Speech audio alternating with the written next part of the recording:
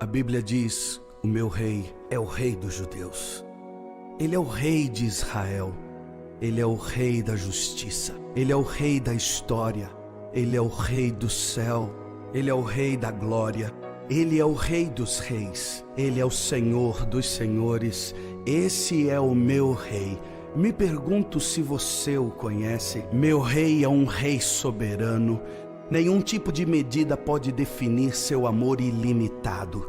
Ele é continuamente forte, inteiramente sincero, eternamente constante.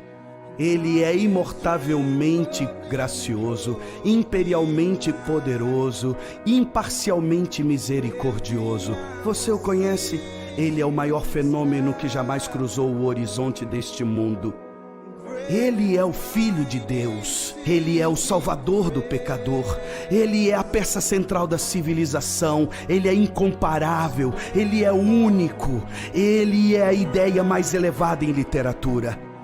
Ele é a mais alta personalidade em filosofia. Ele é a fundamental doutrina da verdadeira teologia. Ele é o único qualificado para ser um Salvador totalmente suficiente.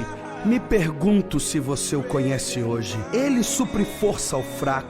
Ele é disponível para o tentado e atribulado. Ele se compadece e ele salva. Ele endireita e sustenta. Ele guarda e ele guia. Ele cura o doente, ele purifica leprosos, ele perdoa pecadores, ele absolve devedores, ele liberta os cativos, ele defende o fraco, ele abençoa crianças, ele serve o infortunado, ele considera o idoso, ele recompensa o diligente, ele embeleza o humilde. Me pergunto se você o conhece. Ele é a chave do conhecimento, ele é a fonte da sabedoria, ele é a entrada do livramento, ele é o caminho da paz. Ele é a rodovia da justiça, ele é a estrada da santidade, ele é o portal da glória. Você o conhece bem, sua vida é inigualável, sua bondade é ilimitada, sua misericórdia é para sempre, seu amor nunca muda, sua palavra basta, sua graça é suficiente, o seu reino é reto. Aleluia, louvado seja o nome do Senhor. Vamos iniciar. Seja bem-vinda, a paz, Meire, a paz, Denise. Estamos muito felizes, Pastor Geraldo, e orando, intercedendo pela recuperação. Glória a Deus. Bom, eu convido os amados irmãos a abrir comigo a palavra do Senhor.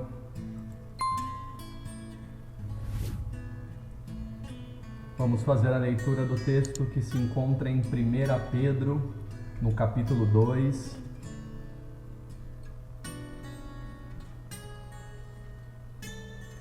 Pedro, capítulo 2, o versículo 1 vai dizer assim: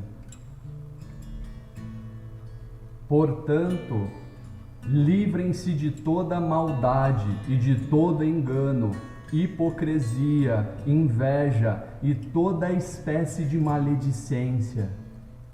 Como crianças recém-nascidas, desejem de coração o leite espiritual puro, para que por meio dele cresça para a salvação.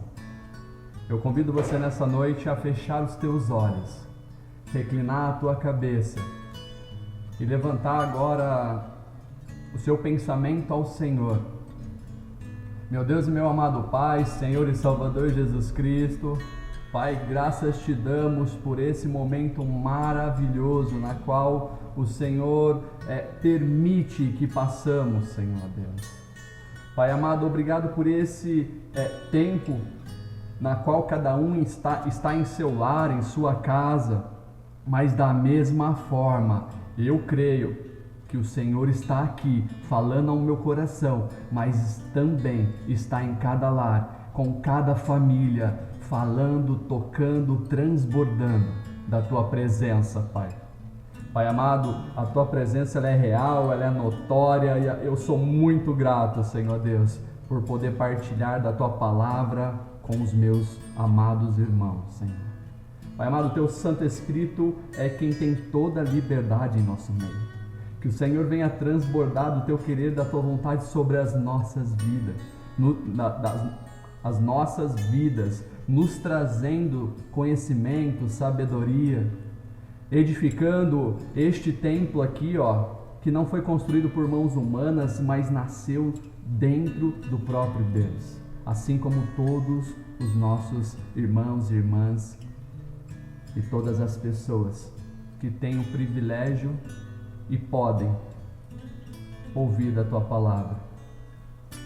Nem todos o aceitaram, mas nós um dia ouvimos a Tua palavra, levantamos a nossa mão e aceitamos ao Senhor como único e suficiente Salvador.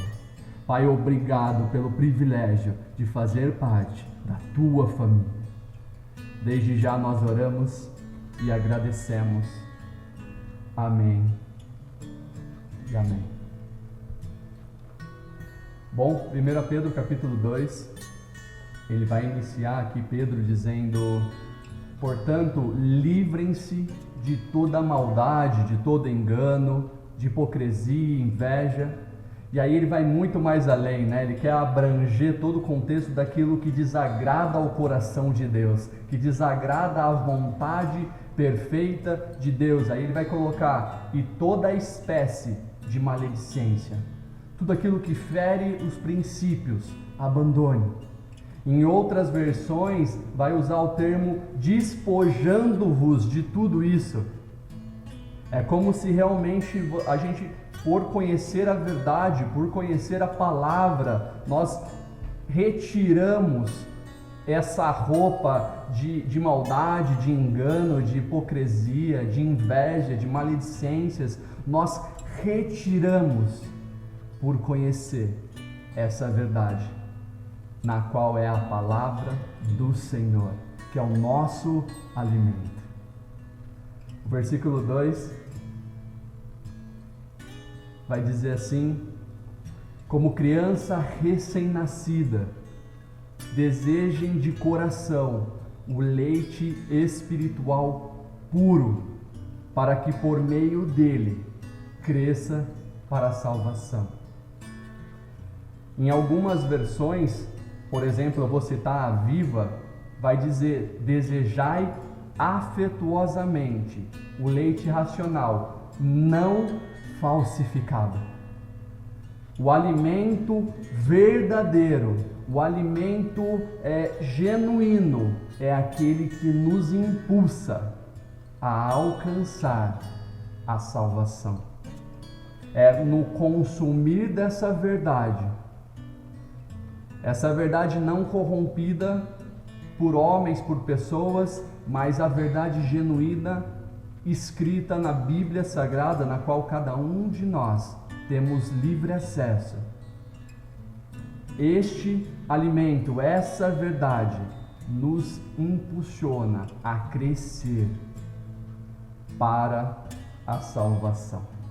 O verdadeiro alimento é o conhecimento da verdade. Dizemos que a palavra de Deus é alimento, e sim, ela o é, porque nela está o conhecimento da verdade. Porém, muitos, eles negam essa verdade. Alguns confiam parcialmente. Aquilo que me agrada, que me convém, eu retenho, eu aplico na minha vida. Mas tem coisa que isso eu não posso aplicar. A verdade, ela é a verdade no seu absoluto, de forma inteira. Nós muitas vezes pegamos trechos que nós cumprimos e não fazemos conta de algumas coisas porque nós pensamos de outra forma. Porém, aprendemos que tudo que nela contém é a verdade. Aqui Pedro, para que todos estejam cientes, não está falando, não está transmitindo essa mensagem para uma pessoa que não conhecia Cristo. Ele estava anunciando para os cristãos, para aqueles que já entenderam a mensagem. Eu já ouvi, eu conheci, eu confio, e é justamente para eles que Pedro está direcionando essa palavra. Porém, há um alerta na qual Paulo vai fazer a Timóteo, seu filho na fé, e que vale muito a pena nós trazermos à mente nesse momento. Paulo, ele vai exortar a Timóteo, ele vai dizer o seguinte: olha, porque virá um tempo em que não suportarão a sã doutrina, mas tendo comichão nos ouvidos, amontoarão para si doutores conforme a sua própria concupiscência, e desviarão os ouvidos da verdade, voltando às fábulas. Mas tu, Timóteo, sê sóbrio em tudo, sofre as aflições, está sendo perseguido, não desista. Está passando por um momento difícil, não desista, confia. Parece que o mundo todo está caindo sobre a sua cabeça. Não desista, não saia do caminho, não abra mão dessa verdade. Por mais que eles estão dando ouvido a um ensino barato, a um ensino que é só aquilo que me convém, a verdade de Deus não é só aquilo que me convém. A verdade de Deus vai muito além do que só aquilo que me convém. É muito pelo contrário. A verdade de Deus, por ser a verdade, ela bate aqui dentro do meu coração, do meu interior, do meu entendimento, e ela me faz enxergar que eu não vivo essa verdade. E ela me promove a me voltar ao Senhor, a buscar o Senhor para que eu passe a viver essa verdade. A palavra do Senhor faz essa transformação nas nossas vidas. Essa verdade, quando ela choca com a nossa realidade, e nós consciente na qual ela é a verdade absoluta, eu chego até uma bifurcação, e a opção é: ou eu sigo como eu penso, como eu quero, conforme o meu querer e a minha vontade, ou eu viro à direita no caminho que vai me levar à vontade do Senhor, ao querer do Senhor para a minha vida. Mas para que eu entenda isso, eu preciso conhecer essa verdade. E para conhecer essa verdade, eu preciso buscar com muita intensidade. E o começo do capítulo 2, no versículo 2, na versão corrigida, Almeida corrigida, vai dizer assim: desejai ardentemente como a criança recém-nascida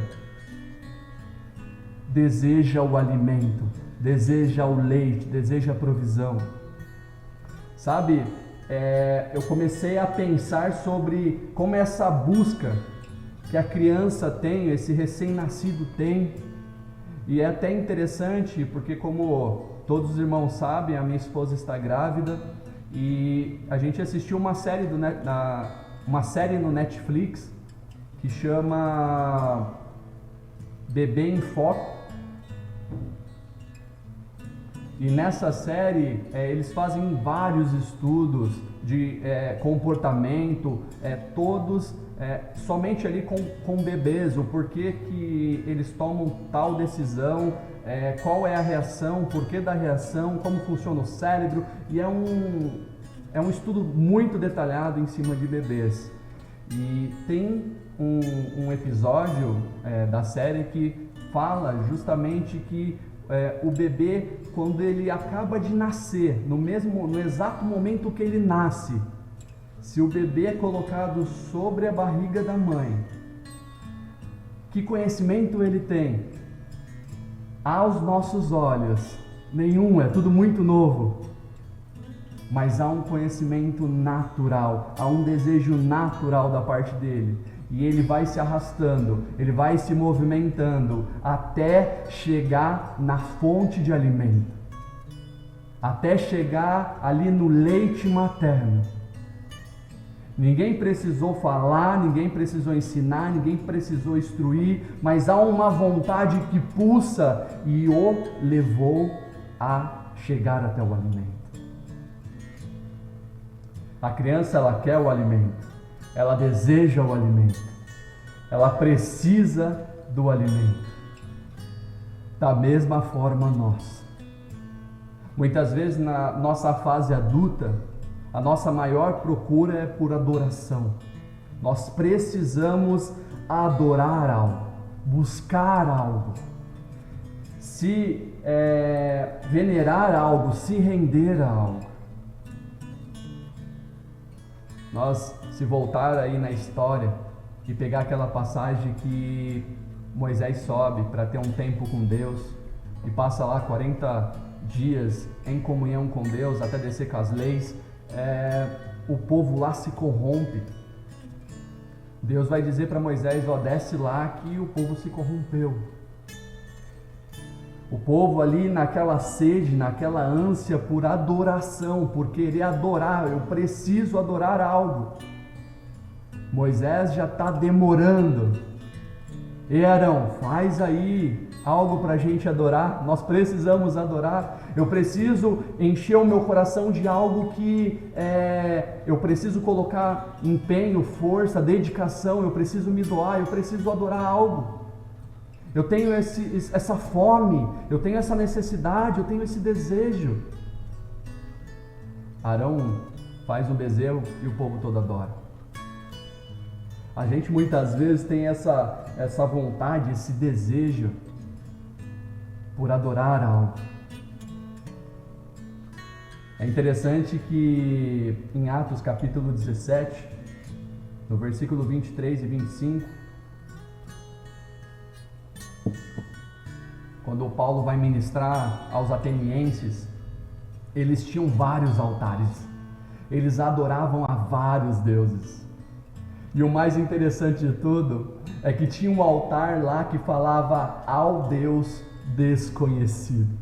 Eles adoravam até mesmo um Deus que não conheciam, mas porque o ser humano, nós precisamos, nós empenhamos tempo, dedicamos por ver um vazio enorme muitas vezes no nosso interior, nós empenhamos forças, dedicamos em busca de um Deus a ser adorado. Esse Deus pode ser até mesmo o dinheiro ou o trabalho, porque a adoração é veneração, é culto, é aquele na qual nós nos rendemos. E às vezes nós nos rendemos para tantas coisas e não ao nosso Deus, não ao verdadeiro Deus. Aqui Paulo, aos atenienses, vai chegar para eles e vai dizer assim: porque passando eu e vendo os vossos santuários, achei também um altar em que estava escrito ao Deus desconhecido. Esse, pois, que vós honrais, não o conhecendo, é o que eu vos anuncio. O Deus que fez o mundo e tudo o que nele há, Senhor do céu e da terra. Ele não habita em templo feito por mãos de homens, nem tampouco é servido por mãos de homens, como que necessitando de alguma coisa, pois ele mesmo é quem dá a todos a vida e a respiração, e todas as coisas. Ele não precisa de nenhum de nós. Nós precisamos dele, e nós precisamos buscar em sua verdade para conhecer cada vez mais dele, do querer dele, da vontade dele para com as nossas vidas. O Senhor, ele não está atrás de adoração. O Senhor, ele está atrás de adoradores, de verdadeiros adoradores. Em todo tempo o Senhor procura relacionamento, e é isso que o Senhor espera de mim e de você, de cada um de nós. Relacionamento, contato, comunhão. Ele quer ser achado de cada um de nós. Ele está perto, Ele está próximo. Se nós tatearmos em busca dEle, nós iremos encontrar, porque Ele é um Deus que quer ser encontrado de nós. Se a gente pegar lá no Gênesis, onde na viração dos dias Deus ia ter com Adão, Deus sabia que ele havia comido do fruto, Deus sabia que ele havia pecado, Deus sabia que ele teve o conhecimento, a ciência de que estava nu. A primeira coisa que ele diz não é o porquê você errou, o porquê você fez isso, o porquê você fez aquilo. A primeira coisa que ele diz é o porquê você se escondeu. Eu quero ter relacionamento, eu quero ter comunhão, eu quero estar com você, eu quero olhar face a face, eu quero conversar contigo. Voltando para o texto, no versículo 3, a palavra do Senhor vai dizer assim: agora que provaram que o Senhor é bom. E é interessante que nós, em algum momento da nossa vida, já provamos que Ele é bom. Já vimos o agir nas nossas vidas, o livramento muitas vezes, uma oração que nós fazemos com fé e a resposta de uma forma bem breve, chegando aos nossos ouvidos. Nós provamos que o Senhor é bom porque nós já tivemos uma experiência com o Senhor. O versículo 4 vai dizer: à medida que se aproximam dele, a pedra viva, rejeitada pelos homens, mas escolhida por Deus e preciosa para Ele. Na medida que nós buscamos, que nós nos aprofundamos na presença e na vontade do Senhor, no querer, no conhecimento através da Sua palavra, nós entendemos que nós somos uma pedra viva. Meu querido, o mais legal de tudo, pedra não é padronizada. A pedra, ela é diferente uma das outras. Se você puder abaixar quando estiver andando na rua e ver uma pedra, você vai ver uma pedra e você não vai achar uma pedra semelhante à outra, àquela pedra, aliás. Você não vai encontrar uma pedra semelhante a essa pedra. Só se for esculpida. Cada pedra tem o seu formato, tem a sua espessura, tem a sua forma, tem o seu material, a sua composição, mas cada pedra é única, é diferente, assim como nós somos diferentes, e é nessa variedade de formas que o Senhor trabalha, através da minha e da sua vida.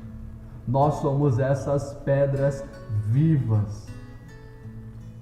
Ei!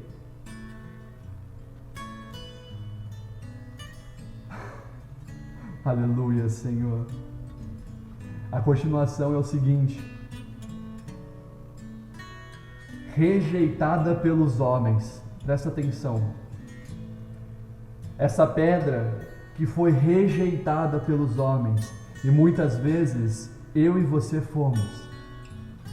Muitas vezes ouvimos palavras maldizentes, contrárias, palavras que diziam: você não é capaz, você não pode, você não vai chegar lá, você não consegue, esse não é o caminho, você não pode por N motivos, você não pode porque você é uma pessoa incapaz de realizar tamanha obra.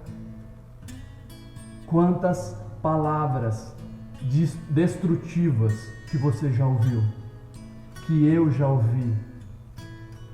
Porém, a minha vida, ela não é baseada, como a sua vida não é baseada naquilo que as pessoas pensam ao nosso respeito, mas sim no que Deus pensa ao nosso respeito.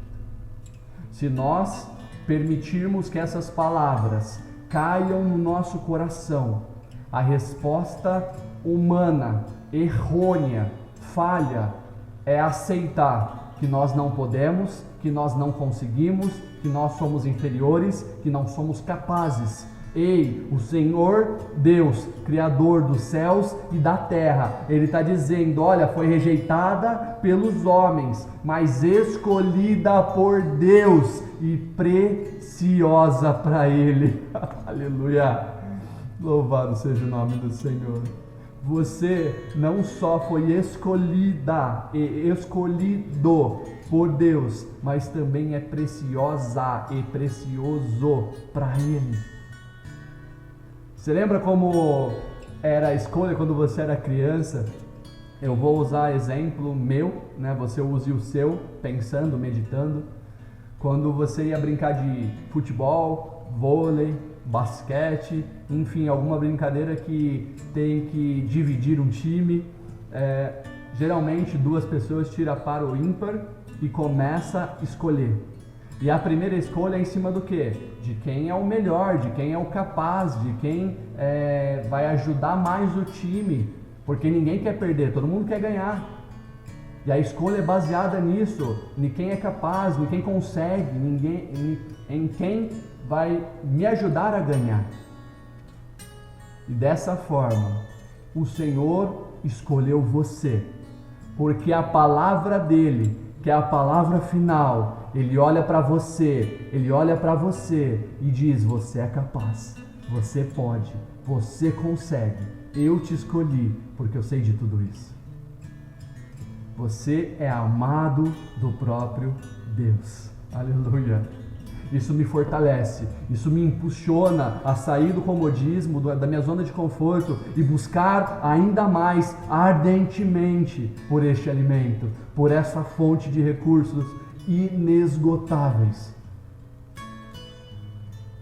Busque sempre, que eu tenho certeza que você verá e viverá o sobrenatural diante desse Deus que quer ser encontrado por você. O versículo 5 vai dizer assim: você também estão sendo utilizados como pedras vivas na edificação de uma casa espiritual, para serem sacerdócio santo, oferecendo sacrifícios espirituais aceitáveis a Deus por meio de Jesus Cristo. Ei, a nossa vida é o maior e melhor de todos os sacrifícios que você possa oferecer para o Senhor.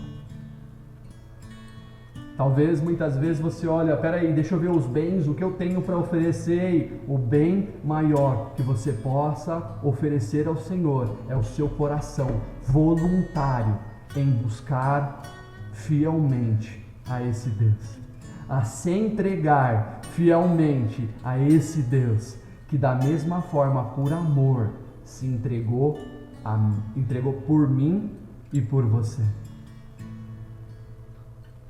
Louvado seja o nome do Senhor. Em 1 Pedro, no capítulo 2 ainda, no versículo 6, continuando, a palavra do Senhor vai dizer assim: pois assim é dito na Escritura, eis que ponho em Sião uma pedra angular, escolhida e preciosa, e aquele que nela confia jamais será envergonhado. Ei, a sua confiança está em quem? Essa pedra que se tornou a angular, a pedra mais importante, ela é o próprio Senhor Jesus Cristo, o Deus Filho, o Filho de Deus. Ele é a pedra principal. E se a sua confiança, se a minha confiança, se a nossa confiança estivermos nele, aqui a palavra ela é clara, nós jamais seremos envergonhados. O Salmo de número 125, 1, ele vai até dizer isso. Os que confiam no Senhor são como os montes de Sião, que não se abala, mas permanece firme para sempre. Glória a Deus por isso. O versículo 7 vai dizer assim: portanto, para vocês, os que creem, Pedro está dizendo assim, para conhecedores da palavra, para quem já aceitou a Cristo, para quem já entendeu o chamado. Ele está dizendo, olha, para vocês que creem, esta pedra é preciosa, ela é de suma importância, mas para os que não creem, a pedra que os construtores rejeitaram tornou-se a pedra angular, a pedra mais importante. E a pedra de tropeço e rocha que faz cair os que não creem tropeçam, porque desobedecem a mensagem para o que também foram destinados. A palavra de Deus, ela foi destinada a todos. A palavra está lá. A verdade está lá. Aqueles que seguem, aqueles que buscam, que confiam, ela é a pedra mais importante de todas. Mas para quem não crê, para quem não busca, para quem não acredita, não confia, essa pedra, ela se tornou uma pedra de tropeço, porque a palavra que é a verdade se mantém. Porém, os que não creem tropeçam nessas verdades, porque desobedecem à mensagem. A mensagem da cruz, essa mensagem que alcançou a minha vida e a sua vida. Essa mensagem que chegou e transformou quem nós éramos para quem nós somos. Que nós nem demos conta de quem seremos, que será muito melhor, porque a obra do Senhor que começou, ela não terminou nos nossos dias, ela continuará. O versículo 9, caminhando para o fim, vai dizer o seguinte: vocês, porém, são geração eleita, olha a honra, sacerdócio real, nação santa, povo exclusivo de Deus, para anunciar as grandezas daquele que o chamou das trevas para a sua maravilhosa luz. Outrora você estava em meio a trevas, a escuridão. Você já se pegou em um quarto escuro? O que você enxerga? Absolutamente nada. A nossa vista, ela é limitada. Mas Ele nos tirou em meio a um ambiente escuro, impreciso, distante, onde estávamos sedentos por aquilo que não conhecíamos, com um vazio gigantesco dentro do nosso interior, mas que quando Ele nos trouxe para a maravilhosa luz, os nossos olhos foram descortinados e nós passamos a conhecê-lo, a entendê-lo. Nós não entendemos como é o trabalhar do Senhor. O Senhor trabalha de forma individual, de forma ímpar com cada um de nós. Ele fala de várias maneiras. Pode ser no meio da dificuldade, pode ser no meio da alegria, pode ser no meio de um dia difícil, pode ser no meio de uma tristeza, pode ser em meio a uma festa. O Senhor decide qual é a melhor forma dele falar, mas que o resultado é o que você venha a conhecer. E Ele sabe exatamente o que Ele precisa para que você venha a cair no conhecimento da verdade. Versículo 10 vai dizer assim: antes vocês nem sequer era povo, lembra? Mas agora são povo, povo de Deus. Não havia recebido misericórdia, mas agora a receber. Você estava no mundo lá perdido, criatura. Mas quando vocês ouviram essa mensagem, ouviram a palavra, que havia um Salvador e suficiente Salvador, que não é conquista nossa por mérito nosso, porque somos bons de maneira alguma, porque assim como é dito, para que ninguém se vanglorie, mas é um presente, é por graça, é pela graça, que é o favor imerecido. Nós não merecemos, mas Ele nos presenteia com essa dádiva, com essa permanência, com essa probabilidade. Ele nos agracia com o poder fazer parte de sua família, não somente agora, enquanto viver, mas por toda uma eternidade. As nossas decisões hoje, elas são com base, para sua reflexão, no nosso tempo presente ou no tempo por vir. Porque nós não somos daqui, nós estamos aqui, mas esse tempo vai passar de uma forma muito rápida, é um suspiro. A nossa atitude hoje, as nossas ações, elas correspondem a alguém que busca viver intensamente essa vida terrena, ou todo o nosso empenho, todo o nosso esforço, a nossa dedicação é pela vida que está por vir, que já faz parte do conhecimento de Deus, mas ainda não chegou aos nossos olhos.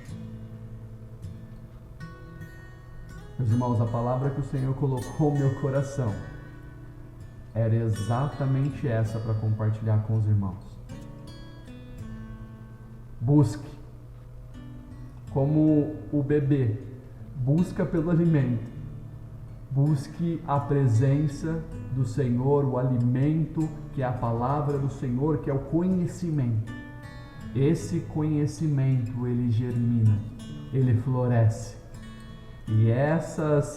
E a dádiva desse florescer é que os frutos do Espírito começam a ser a cada dia mais reais e vividos por cada um de nós. Se torna aparente. Começa no nosso interior, mas se torna aparente no posterior. Busque o Senhor incansavelmente. Esse é o desejo não só do meu coração, mas também do coração de Deus. Amém? Eu quero fazer uma oração agradecendo a Deus. Eu convido os irmãos a fechar os olhos comigo, reclinar a tua cabeça, a sua fronte. Meu Deus e meu amado Pai, Senhor e Salvador Jesus Cristo, obrigado, Pai. Obrigado pelo privilégio e rico privilégio de fazer parte da tua família. Obrigado, Senhor Deus, porque ainda há tempo, temos a oportunidade de nos voltar ao Senhor. Se somos desobedientes, ainda dá tempo de obedecer. Se somos mentirosos, ainda dá tempo de se arrepender. Se não liberamos perdão, ainda dá tempo de perdoar, de liberar o perdão. Ainda dá tempo de nos voltarmos à presença e à vontade do Senhor, porque o Senhor é um Deus de relacionamento. E o Senhor quer ser achado de cada um de nós. Pai amado, que nesse momento a nossa maior oração seja por querer mais de Ti, mais de Ti. E não importa se é um momento difícil, mas pode ser que esse momento difícil seja o que vai te impulsionar a ter um momento na presença de Deus. O que Jó falava? Ei, depois dele ter passado por tudo que passou, perdeu os filhos, os bens, a saúde, tudo. Lá no final ele vai dizer: eu conhecia o Senhor de ouvir falar, mas hoje os meus olhos te veem. Pai amado, nós não sabemos a forma que o Senhor trabalha, mas o Senhor trabalha. Pai amado, que o Senhor continue trabalhando em nós que somos falhos, e eu peço para que o Senhor venha nos dar sabedoria, conhecimento para entender qual é o Teu querer, qual é a Tua vontade para cada um de nós. Pai amado, eu não sei se alguém tem um pedido de oração, Pai, mas eu sei que o Senhor, que sabe de todas as coisas, sabe se sim ou se não. Eu peço que o Senhor entre com providência, Pai. Que o Senhor toque nessas vidas, trazendo saúde, cura, recuperação, restauração, renovação. Onde muitas vezes o diabo vem colocando ponto final na nossa história. O Senhor diz: epa, para. Aonde o inimigo, as pessoas colocam um ponto final, eu faço uma vírgula para continuar escrevendo a sua história. Pai amado, continue, Pai amado, nos instruindo para viver essa história que foi instituída, foi construída, foi escrita por Ti, para que a gente se volte cada vez mais para o caminho, para que lá no final nós possamos dizer igual Paulo: combati um bom combate, acabei a carreira, guardei a fé, mas eu vou ser fiel até o fim, até o fim. Que assim como Davi olhava para tudo à sua volta, todos os seus recursos, seu palácio, seu castelo, tudo que ele tinha, tudo que possuía, e ele dizia: olha, a única coisa que eu não quero é sair da tua presença, não tire de mim o teu espírito, eu quero estar na tua casa. Qual tem sido o desejo do meu e do seu coração, meu irmão?